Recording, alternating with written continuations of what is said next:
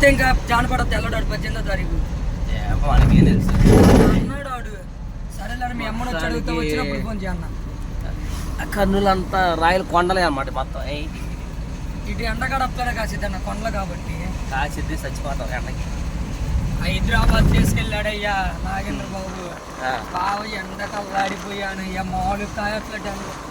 అవును కాసినా చల్లబడిపోద్ది సాయంత్రం కల్లా. ఇది అట్ట కాదు. బెంగళూరు వెళ్ళాలి కానీ చల్లగుండి తినేటే అది అది వేరే విధంగా. ఒక టైంలో చల్లకుండా ఒక టైంలో వేడిగా ఉంటుంది. అది కూడా బెంగళూరు నయ్యా చల్లగుండి టైం వెళ్ళిన ఎండాకాలం వెళ్ళిన కాలు పెట్టలేము పర్లేదు. పెట్టక్కడ దొరకకుండా వెళ్తున్నాం. ఇద్దరు పోటా పోటీ మీద పోనీ మంచిదే. మర్చిపోయామ్మా మోడలన్న ఇక్కడి నుంచి లోడింగ్ ఉందన్నాడు.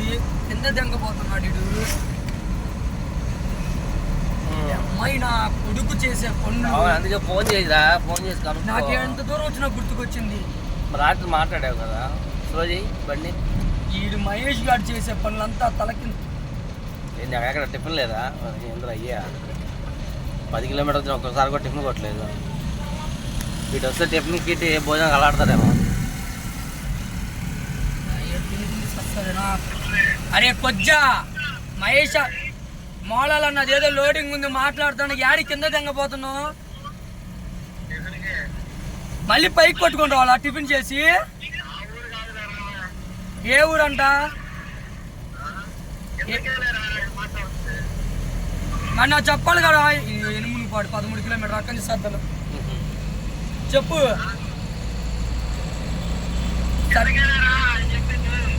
సర్లే ఆడ చూడండి. మళ్ళీ మళ్ళీ ఇక్కడ ఇబ్బంది అయితే ఆయిల్ తక్కువ బండిలో.